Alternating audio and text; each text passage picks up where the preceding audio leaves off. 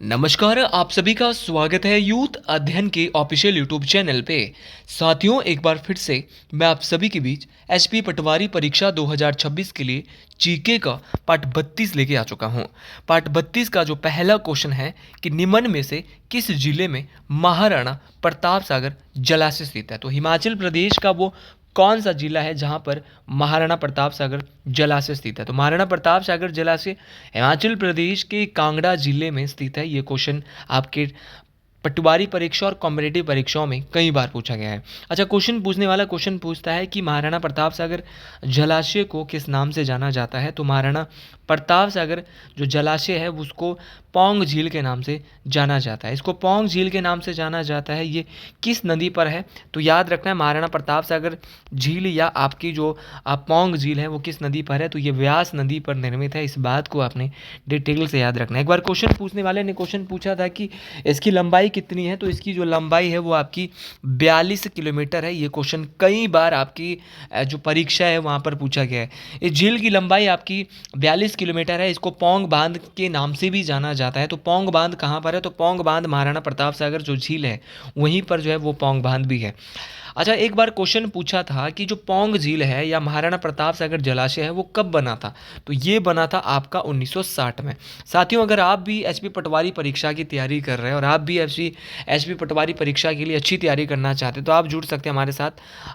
499 rupees month में हम देंगे आपको। 499 में लाइव प्लस रिकॉर्डेड क्लासेस। तो अगर आप हमारे साथ जुड़ना चाहते हैं तो आप 7876145409 इस नंबर पे कांटेक्ट करके हमारे बैच का हिस्सा बन सकते हैं। साथियों, आगे बढ़े। क्वेश्चन पूछने वाला क्वेश्चन ये भी पूछता है कि जो आपका पौंग झील है उसको जो है वो इसको अभयारण्य कब घोषित किया गया, इसको वाइल्ड लाइफ सेंचुरी कब बनाया गया। तो पौंग झील को वाइल्ड लाइफ सेंचुरी आपका 1983 में बनाया गया था। ये क्वेश्चन बहुत बहुत इंपॉर्टेंट है। अच्छा, एक बार क्वेश्चन पूछने वाले ने क्वेश्चन पूछा था कि इसको रामसर साइट कब घोषित किया गया।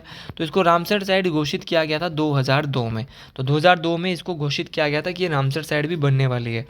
इसके अलावा अगर मैं आपको बताना चाहूँ तो क्वेश्चन पूछने वाला क्वेश्चन ये सारी की सारी जो है वो पौंग झील है, कृत्रिम झील है। कृत्रिम होता है जो इंसान के द्वारा बनाई गई है। क्वेश्चन पूछने वाला क्वेश्चन पूछता है हिमाचल प्रदेश की सबसे बड़ी कृत्रिम झील या मानव निर्मित झील कौन सी है। तो हिमाचल की सबसे बड़ी मानव निर्मित झील आपकी गोविंद सागर। कौन सी झील है साथियों? गोविंद सागर झील है। और गोविंद सागर झील की साथियों अगर मैं बात करता हूँ कि गोविंद सागर झील हिमाचल प्रदेश की सबसे बड़ी आर्टिफिशियल लेक है, सबसे बड़ी मानव निर्मित झील है। ये हिमाचल प्रदेश के किस जिले में? तो याद रखना, ये हिमाचल प्रदेश के बिलासपुर जिले में। अच्छा, ये हिमाचल के बिलासपुर जिले में है। किस नदी पर है? क्वेश्चन ये भी पूछता है। तो ये सतलुज नदी पर। तो याद रखना है ये बिलासपुर जिले में है और सतलुज नदी पर बनी है। गोविंद सागर जो झील है इसकी लंबाई कितनी है? ये बहुत प्यारा क्वेश्चन है। तो गोविंद सागर झील की लंबाई 88 किलोमीटर है। ये क्वेश्चन कई बार पूछा गया है। एक बार क्वेश्चन पूछने वाले ने क्वेश्चन पूछा था कि गोविंद सागर झील पर कौन सा बांध बना है। तो गोविंद सागर झील पे 226 मीटर ऊंचा भाखड़ा बांध बनाया गया है। जो कि ये भी क्वेश्चन पूछा है भाखड़ा बांध बनकर कब तैयार हुआ। तो भाखड़ा बांध जो है 1963 में बनकर तैयार हुआ। हिमाचल की सबसे छोटी कृत्रिम झील, ये क्वेश्चन कई बार आपके परीक्षाओं में पूछा गया है। तो आपकी जो हिमाचल प्रदेश की सबसे छोटी, सबसे बड़ी अगर आपकी गोविंद सागर झील है तो सबसे छोटी कौन सी है? तो सबसे छोटी आपकी पंडो है। कौन सी है? पंडो। और पंडो झील की मैं अगर बात करता हूँ तो पंडो आपकी हिमाचल प्रदेश के मंडी में स्थित है। ये बात आपको डिटेल से याद रखना है, बहुत बहुत इंपॉर्टेंट है। मंडी जिले में किस नदी पर बनी है? ब्यास नदी पर बनी है। उसी प्रकार आपके चंबा की बात करता हूँ तो चंबा में आपकी चमेरा झील है जो कि रावी नदी पर स्थित है और 540 मेगावाट की है। ये बात भी मोस्ट इंपॉर्टेंट है। और जितनी भी बातें मैं आपको बता रहा हूँ ये बातें बहुत बहुत इंपॉर्टेंट है, परीक्षाओं में काम आने वाली है। हिमाचल प्रदेश की सबसे बड़ी प्राकृतिक की बात करूँ तो हिमाचल प्रदेश की सबसे बड़ी प्राकृतिक झील आपकी रेणुका झील है जो कि सिरमौर जिले में स्थित है। रेणुका झील की जो लंबाई है वो 2.5 किलोमीटर, कितनी है? 2.5 किलोमीटर लंबाई है रेणुका झील की। हिमाचल प्रदेश की सबसे बड़ी प्राकृतिक बोले तो नेचुरल झील है। अब क्वेश्चन पूछने वाला क्वेश्चन कई बार पूछता है कि हिमाचल की वो कौन सी झील है जिसकी शेप या आकृति स्लीपिंग वुमेन की तरह है, सोई हुई स्त्री जैसी है। तो सोई हुई स्त्री की जैसी जो झील है वो है आपकी रेणुका झील। तो रेणुका झील आपकी सोई हुई स्त्री की जैसी है। और जो रेणुका माता है उन्हीं के नाम पे रेणुका झील बनी है, ठीक है। और रेणुका माता जो है वो भगवान परशुराम की माता है, तो भगवान परशुराम विष्णु भगवान के छठे अवतार माने जाते हैं, ये बात आपको बेहतरीन तरीके से याद रखना है। और इनकी माता का नाम है परशुराम जी, भगवान जी की माता का नाम है माता रेणुका। और रेणुका माता को अपने पुत्र जो परशुराम भगवान है उनके हाथों ही बलिदान होना पड़ा। तो भगवान परशुराम ने किसकी आज्ञा मानी? ऋषि जमदग्नि जिनको जामलू देवता के नाम से जाना जाता है। जामलू देवता भगवान परशुराम के पिता थे और माता रेणुका के पति थे। तो माता रेणुका का वध कर दिया भगवान परशुराम ने, किसके कहने पर? उसके बाद यहाँ पे एक झील का निर्माण होता है। तो ये सारी बातें आपको डिटेल से याद रखनी है और माँ रेणुका का आशीर्वाद आप सभी के ऊपर हमेशा बना रहे। अगला क्वेश्चन है कि हिमाचल प्रदेश में राष्ट्रीय प्रौद्योगिकी संस्थान कहाँ पर है? अच्छा जी, राष्ट्रीय प्रौद्योगिकी संस्थान हिमाचल प्रदेश में कहाँ पर है? तो ये आपका हमीरपुर में है। हिमाचल प्रदेश में जो NIIT है आपका, नेशनल NIIT जो है वो आपका नेशनल इंस्टीट्यूट ऑफ टेक्नोलॉजी है, वो आपका हमीरपुर में है। ये बात आपको डिटेल से याद रखनी है। फिर भाई क्वेश्चन पूछने वाला क्वेश्चन पूछ सकता है कि NIT का पुराना नाम क्या है? तो NIT का जो पुराना नाम है वह REC। इसको पहले जाना जाता था रीजनल इंजीनियरिंग कॉलेज, तो इसको पहले रीजनल इंजीनियरिंग कॉलेज के नाम से जाना जाता था। और regional engineering college most important है। REC की जो स्थापना हुई है वो 1986 में हुई है। क्वेश्चन ये भी पूछा जा सकता है, 1986 में इसकी स्थापना हुई है। पहले NIT को REC के नाम से जाना जाता था और REC का जो नाम बदल के NIT किया गया, वो कब किया गया? तो NIT इसका नाम जो है वो 2002 में किया गया। तो पुराना नाम NIT का रीजनल इंजीनियरिंग कॉलेज था। ये बात आपको डिटेल से याद रखनी है। एक बार क्वेश्चन पूछने वाले ने क्वेश्चन ये पूछ लिया था कि हिमाचल प्रदेश का केंद्रीय विश्वविद्यालय कहाँ पर है? केंद्रीय विश्वविद्यालय को बोलते हैं सेंट्रल यूनिवर्सिटी।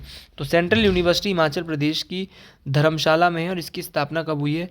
2009 में इसकी स्थापना हुई है। अच्छा जी, अगला क्वेश्चन पूछता है कि सेंट्रल यूनिवर्सिटी तो धर्मशाला में है, लेकिन हिमाचल प्रदेश विश्वविद्यालय HPU कहाँ पर है?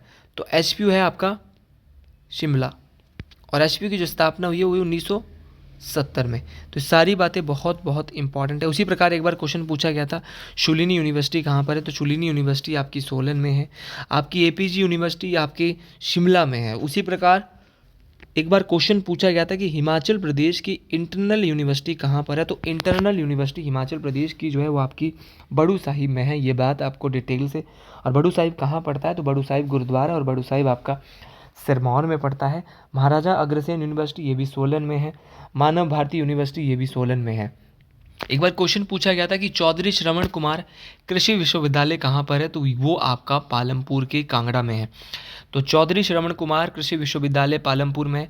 अच्छा, एक बार क्वेश्चन पूछने वाले ने क्वेश्चन क्या पूछ लिया था कि doctor YS Parmar horticulture and forestry university कहाँ पर है? तो doctor Yashwant Singh Parmar horticulturally and forestry university आपकी कहाँ पर है? आपके सोलन में स्थित है। ये बात आपको डिटेल से, नौनी सोलन में है। ये बात आपको डिटेल से याद रखनी है। अगला क्वेश्चन है कि जनगणना 2011 के अनुसार हिमाचल प्रदेश की जो जनसंख्या घनत्व है वो आपकी कितनी है? तो पॉपुलेशन डेंसिटी 2011 में हिमाचल प्रदेश की कितनी थी? तो पॉपुलेशन डेंसिटी की जब भी मैं बात करता हूँ तो पॉपुलेशन डेंसिटी हिमाचल प्रदेश की 123 थी। ये बात आपको डिटेल से याद रखना है। 123 बोले तो 123 थी। 2011 में हिमाचल प्रदेश का जनसंख्या घनत्व 123 था। चलो ये बात तो बिल्कुल क्लियर है। फिर क्वेश्चन पूछने वाला क्वेश्चन क्या पूछता है? क्वेश्चन पूछने वाला क्वेश्चन पूछता है कि आपका जनसंख्या घनत्व 123 था, लेकिन सेक्स रेशो हिमाचल प्रदेश का कितना था? तो सेक्स रेशो होता है लिंग अनुपात, तो लिंग अनुपात था 972। फिर क्वेश्चन पूछने वाला क्वेश्चन कई बार ये भी पूछ चुका है कि शिशु लिंग अनुपात 2011 में कितना था, क्योंकि आपका सेक्स रेशो था 972 और एक होता है चाइल्ड सेक्स रेशो। तो चाइल्ड सेक्स रेशो था 909, ठीक है। तो शिशु लिंग अनुपात था आपका 909, ये भी कई बार पूछा गया है। 2011 की जनगणना के अनुसार हिमाचल प्रदेश की साक्षरता दर कितनी थी? तो साक्षरता दर थी 2011 में 82.80%। तो 82.80% साक्षरता दर थी 2011 में। लेकिन इसमें पुरुष साक्षरता दर कितनी थी और महिला कितनी थी?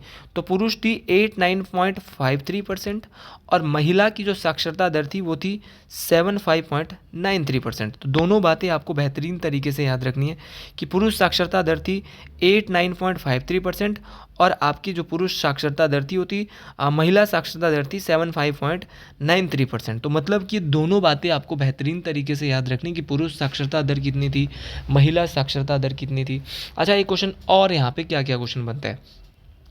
क्वेश्चन पूछने वाला क्वेश्चन पूछता है कि हिमाचल प्रदेश का वो कौन सा जिला है जिसका जनसंख्या घनत्व सबसे अधिक था। तो सबसे अधिक जनसंख्या घनत्व जनसंख्या घनत्व होता क्या है। तो जनसंख्या घनत्व होता है कि 1 किलोमीटर के पीछे वहाँ पे कितने लोग रहते हैं, उसको जनसंख्या घनत्व बोलता है।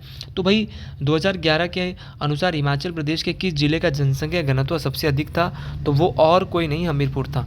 हमीरपुर में 1 किलोमीटर के पीछे 407 लोग रहा करते थे। मतलब कि हमीरपुर का जो जनसंख्या घनत्व था वो आपका 407 था, आपका 407 था। उसी प्रकार सबसे कम जनसंख्या घनत्व किस जिले का था, मतलब कि सबसे कम 1 किलोमीटर के पीछे सबसे कम लोग कहाँ रहा करते थे, तो वो रहते थे आपके लाहौल स्पीति में। लाहौल स्पीति में 1 किलोमीटर के पीछे मात्र 2 लोग, कितने लोग, मात्र और मात्र 1 किलोमीटर के पीछे लाहौल स्पीति में 2 लोग रहा करते थे। ये बात आपको बेहतरीन तरीके से याद रखनी है और ये सारी की सारी बातें मोस्ट इम्पॉर्टेंट है। ये वो बातें हैं जो परीक्षाओं में बार बार पूछी जाती है और जो बातें परीक्षाओं में पूछी जाती है। अच्छा, हिमाचल की जनसंख्या अगर घनत्व निकालना है तो उसका फॉर्मूला क्या होता है, तो वो होता है कुल जनसंख्या बट्टे में आपका कुल क्षेत्रफल। तो कुल जनसंख्या बट्टे में कुल क्षेत्रफल, और इसी से निकाला जाता है आपका क्या, जनसंख्या घनत्व। कि टोटल क्षेत्रफल, जैसे हिमाचल की जनसंख्या 68,64,602 थी और आपकी क्षेत्रफल जो था वो था 55,673 वर्ग किलोमीटर। जब हमने इसको काटा तो इसको काट के आया 123 व्यक्ति वर्ग किलोमीटर।